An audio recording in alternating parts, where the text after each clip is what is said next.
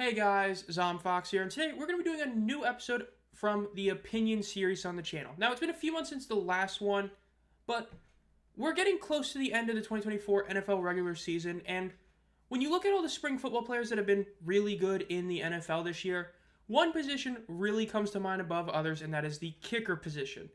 Which leads me to today's opinion, and that is the UFL should allow teams to kick extra points in 2025. Now, before I hear anyone say anything in the comments, number one, I think the UFL should still keep the 2 and 3 point conversions. I'll get to more about exactly that later. I think they should keep both of them. And two, I do not think they should make this an easy extra point like in college and the NFL used to be. And I don't even think they should do it like the NFL does it now. So before any of you say anything about that in the comments about, oh, it's going to make teams not do it, they're still going to do 2 point conversions if they do what I suggest. Now, first and foremost is, of course, the kickers from spring football. Now, we're mainly talking about the ultra-modern era, so we're not really talking about Nick Folk and Younghoe Koo. Granted, Nick Folk's been a dog this year. Again, very underrated kicker and really has been ever since he joined the Titans, but mainly talking about Jake Bates, John Parker Romo, and Brandon Aubrey from the UFL, XFL, and USFL, respectively. Now, while Aubrey's overall percentages actually dipped a decent amount this year, being currently like 18th, he kicked a 65-yarder earlier in the season, he kicked a 66-yarder in the preseason, and he's had a couple kicks blocked, and overall he's still been a very solid kicker, and many people would still say he's a top 5 kicker in the league. Jake Bates, you can make a real case, is the best kicker in the league right now, though I think most people would say the first team All-Pro kicker is Boswell, and then Bates second, because Boswell's just kicked so many kicks. Every one of these guys that's highlighted has had at least 20 attempts, and when you look at Chris Boswell especially, this is a guy who's already kicked almost 40 field goals and is still that high in percentage. And when you add in the fact that like one of his misses was in a blizzard, basically, you kind of realize why he's the first team All-Pro kicker. But Jake Bates would definitely be second team All-Pro right now. And while he didn't play the full season and is currently a practice squad guy, John Parker Romo, when he came in as that backup 12 Reichert for the Vikings, was electric. He missed one field goal, had a couple games where he kicked a game-winning kick / extra point, and a game where he kicked every single point for the Vikings.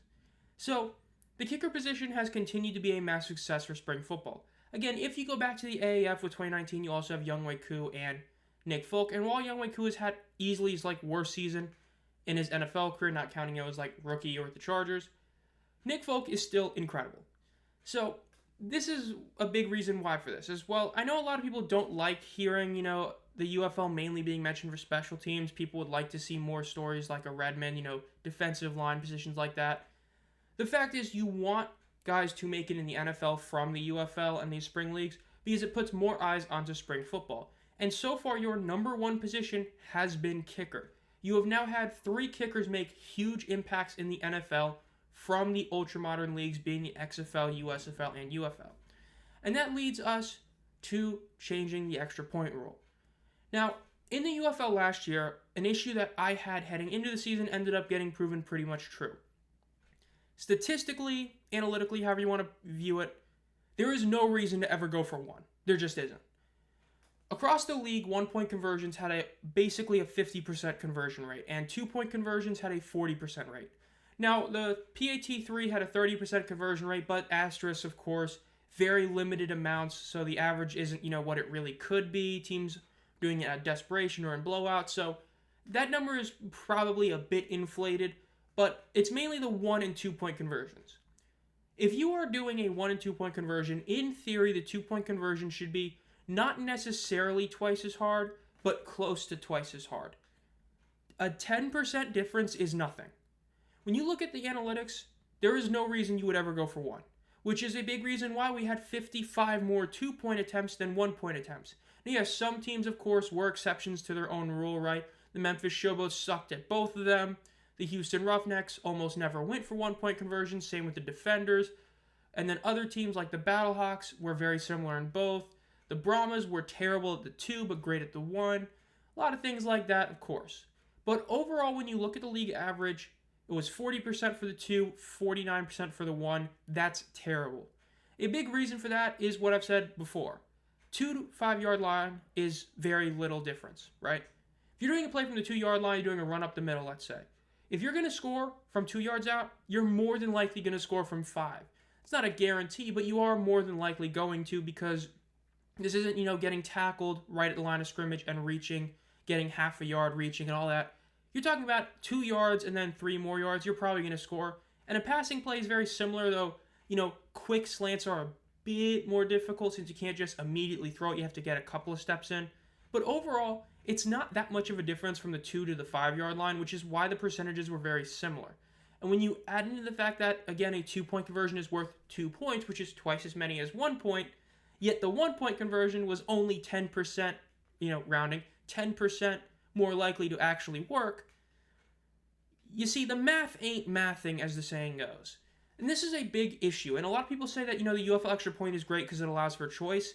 It really doesn't. Because if you're smart, you're just going to go for 2. If you're a coach and you're looking at these analytics next year and you keep the same rule, why would you really ever go for 1? Unless a massive exception being that you just have a play that works like 80% of the time from the 2-yard line. Again, like the Panthers had a 56% conversion rate from it versus a 33%. That's a different story. But teams like the Battlehawks, they had the same conversion rate both ways.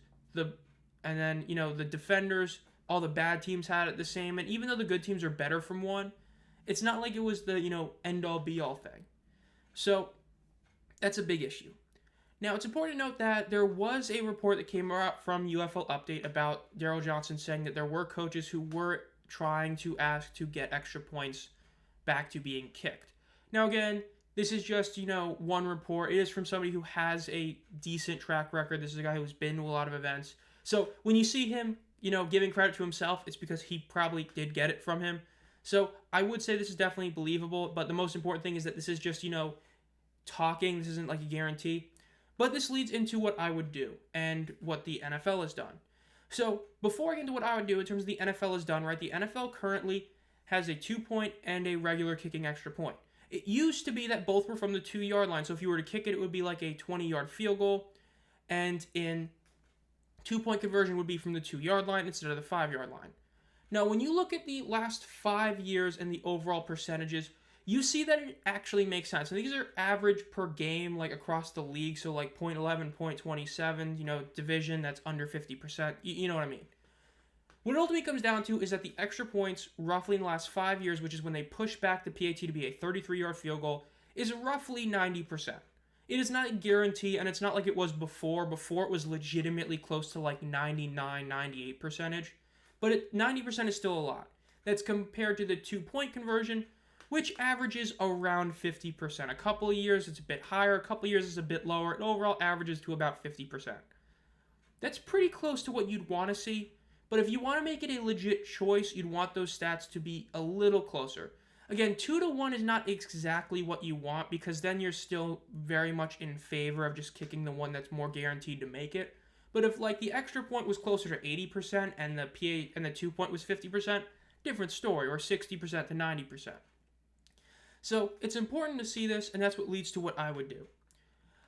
I would keep the PAT 2 and 3 rules the same. Again, the stats from the 5 showed it was about a 40%, and so it's a solid percentage to keep.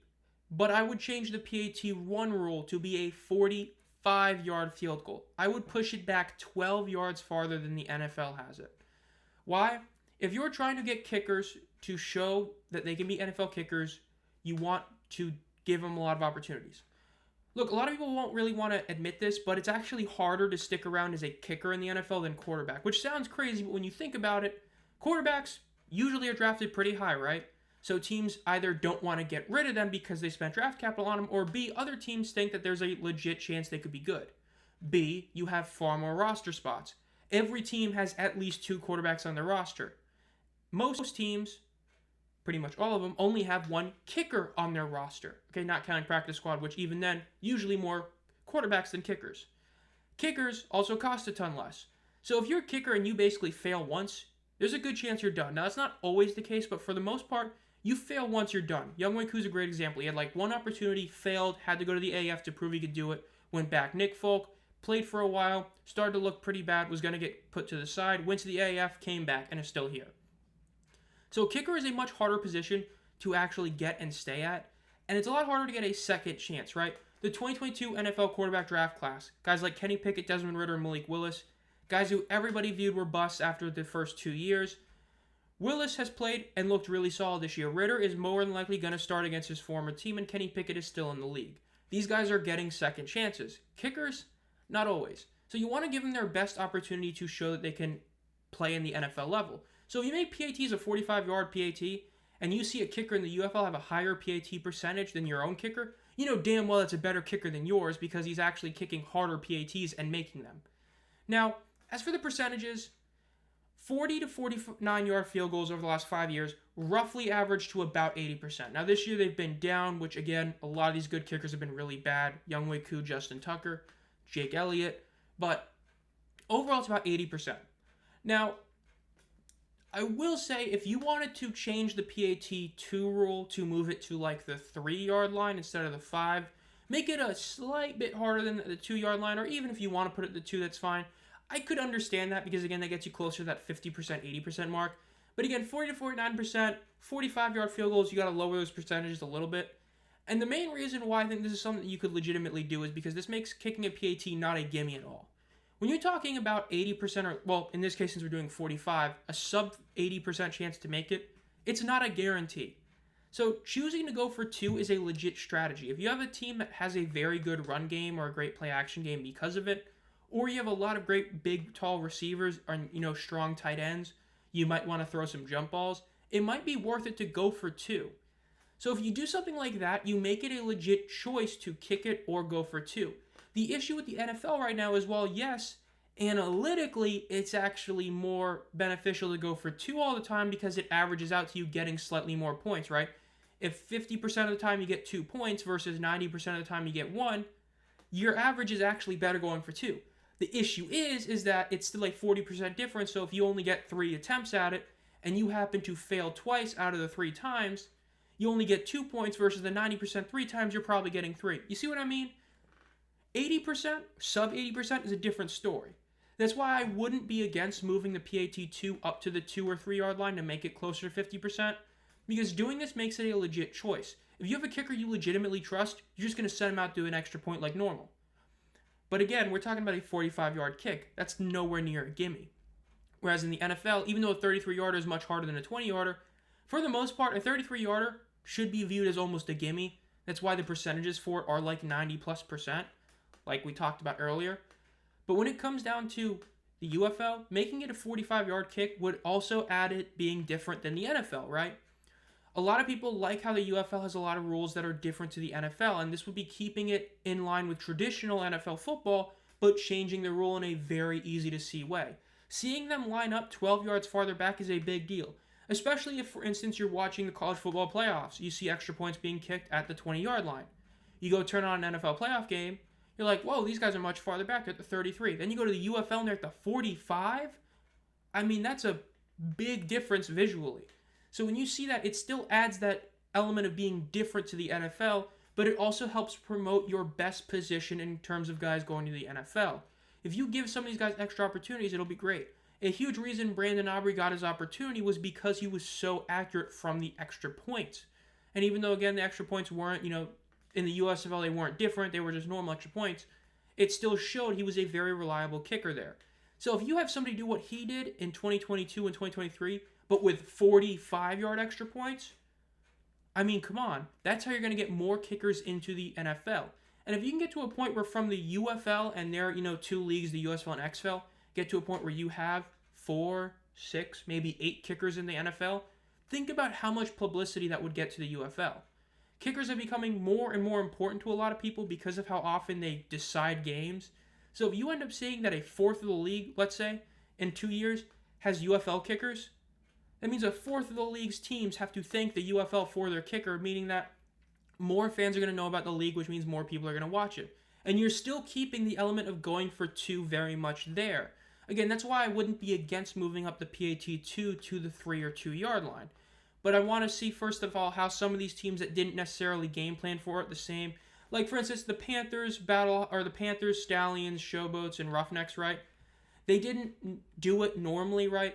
There's a reason why they did a lot more PAT1s than PAT2s. That's because, they were used to the USFL where you only did extra points. So you didn't game plan for the 2 as much. So it'll be interesting to see if those 2 teams or those 4 teams are able to improve their odds. Because when you look at it, right, the Showboats, Roughnecks both had abysmal 30 percentages. Even the Panthers were really low in 2. The Stallions were the only decent team. So those other 3 teams where they bump up to like 40%, we're averaging out to probably about 45%, which is why I'd want to keep it at 5 for this year, then maybe change it in 2026.